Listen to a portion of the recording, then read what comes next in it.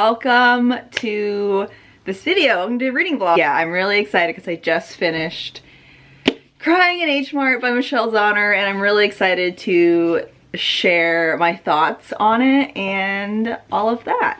So let's do it. Okay, so premise to Crying in H Mart, it's a memoir about, written by Michelle Zauner, who is a mixed race Korean American, and she is from Eugene, Oregon, but also went to college outside of Philadelphia, which just made my heart scream because it's another memoir that I've read by an Asian American who has connections to Pennsylvania. And like all my life, I've just never had a connection to anybody this way. So Michelle is also a music artist. She is the musical genius behind Japanese Breakfast, which is like a dreamy indie pop band, which I actually have never heard of prior to picking up this book.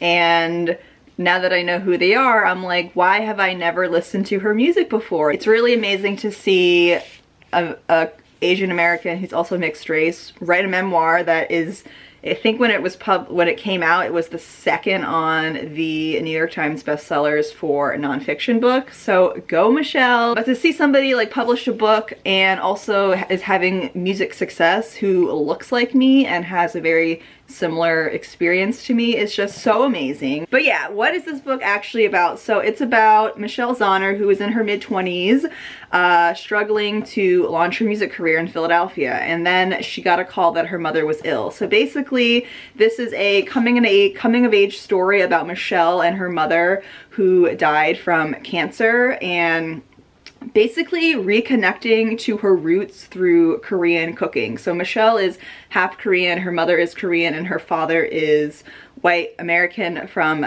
Philadelphia.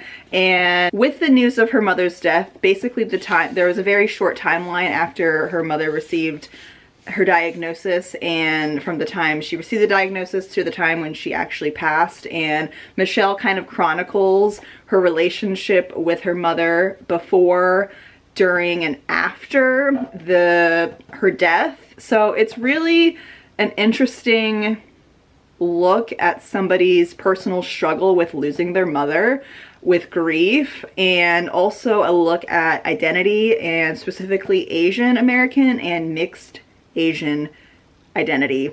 And it's just something I never thought I would ever read. Like, this is something that I feel like me in high school, like 10-15 years ago, would have had such an impact on me, and I feel like if I would have read this earlier in my life, I would have been able to accept myself as a mixed race Asian American woman at a faster pace than I have, but everything happens for a reason. So I really did see myself a lot in this book, and there are also a lot of parts of her that I did not resonate with either, which actually is a beautiful thing because it reinstates, like in my mind, that every Asian American, every person, everyone has their own unique story and experience.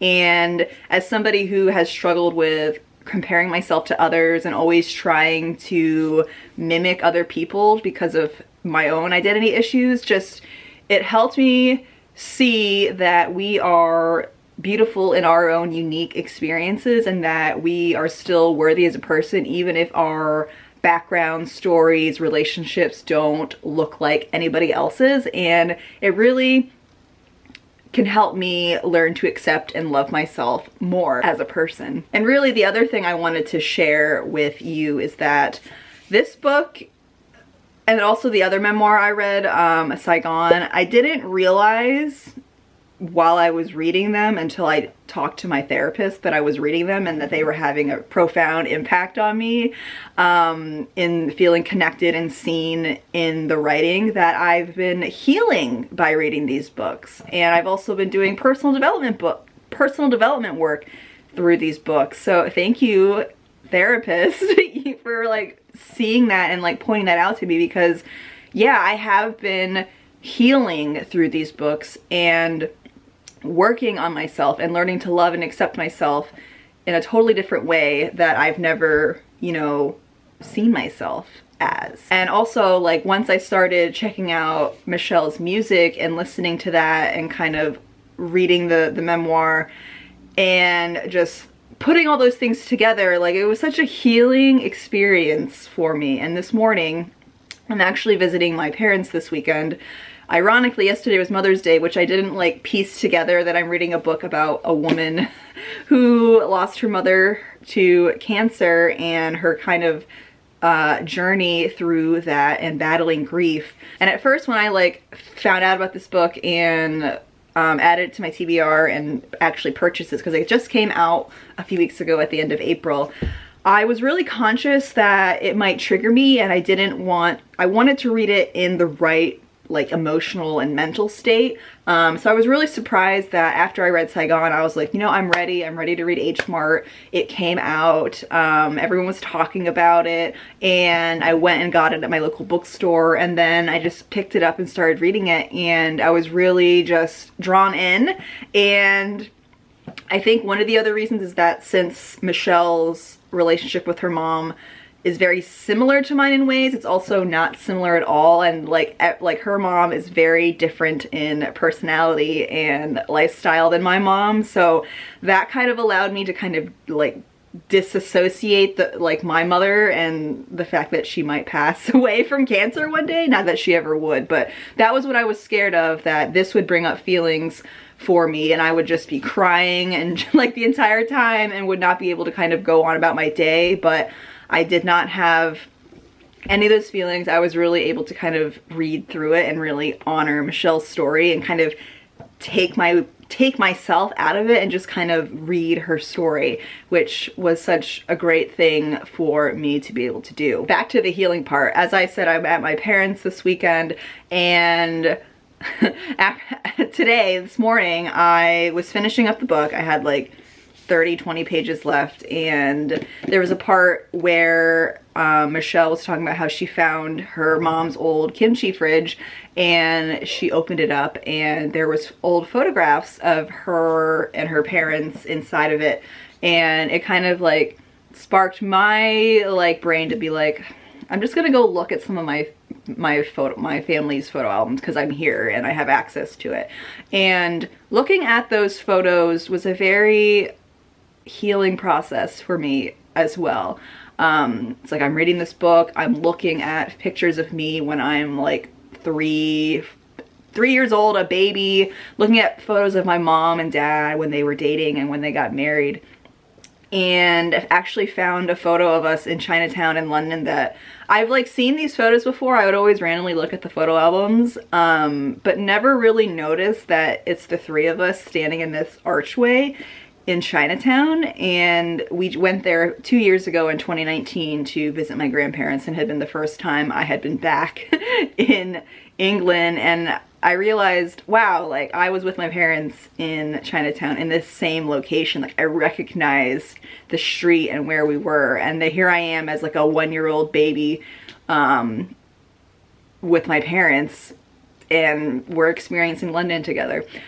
So just, yeah, I can't say anything beyond, I can't put into words that it was just very healing for me to see myself in all of my different identities as a baby, and kind of now as I do my own healing and personal development work through my own racial identity as a mixed race person, like I feel like I've just been able to see different parts of myself and accept myself in different ways. So Michelle, thank you so much for writing this book and allowing me to connect and see parts of myself in it, and also heal as a person, as a mixed race Asian American woman. Thank you. So yeah, this book, and I know this book has been very healing and transformative for a lot of other women. I've read some reviews and articles about how it's helped other people heal, and it's such a beautiful thing, especially when you're a marginalized person and you don't see yourself in mainstream media, or you may come from a small town where you have never seen other people or really had deep relationships with other people that look like you, i.e. me, and you see somebody who looks like you, who's successful and is being vulnerable and sharing their story, and you can like read it and consume it and be like, hey, I see myself in there. And I think when we're able to see other people that look like us, who have similar stories to us, it can allow us to kind of accept ourselves, because we live in this world where white supremacy is the dominant, whiteness is the narrative, and it's really hard when you're a person of color or a Black person or Indigenous person to really love and accept yourself, because the dominant narrative is not what you are, what you look like. So I think it's really important for us to uplift these BIPOC writers and artists and all things. Also, since it's Asian Pacific Islander Month, you know, make sure to check out the work of Asian Americans, Pacific Islanders, of all kinds of mediums, whether they're writers, artists, musicians, actors. The world has shifted a lot, and you can go into your own TV subscription, Netflix or Hulu, or go into a bookstore and you can see curated collections of Asian American and Pacific Islander voices to uplift. So if you see that in whatever content you're consuming, check it out, consider engaging in the content, and really sit through it and listen. I think we've just been so silent, us, when I say us, I say Asian Americans, Pacific Islanders as a community, and now that it's our kind of, the light's being shined on us in a little bit of a way, like we're ready to kind of step up to the plate and share our story. And I'm really working to get to a place where I can do that, because it's such a big goal of mine to just share my voice, share my story, and help and inspire others who look like me or can relate to me in one way or another. And I'm doing that on YouTube. I have to remind myself that I am showing up and sharing parts of myself with the world on YouTube. So thank you for being here, giving me a platform and being an audience for me. And if you comment or send me messages, I appreciate it so much. So yeah, if you would like to check out Crying in H Mart and read it for yourself, I'll leave links to it down below in the description. But please consider supporting your local bookstore or Black-owned bookstore. It's really important that we support the marginalized and local bookstores and not just go straight to Amazon or Barnes & Nobles if we can. Thank you so much for watching this video. I hope you enjoyed coming along with me on my healing reading vlog, where I've learned to accept myself in a new way, and I will see you in the next video. Bye!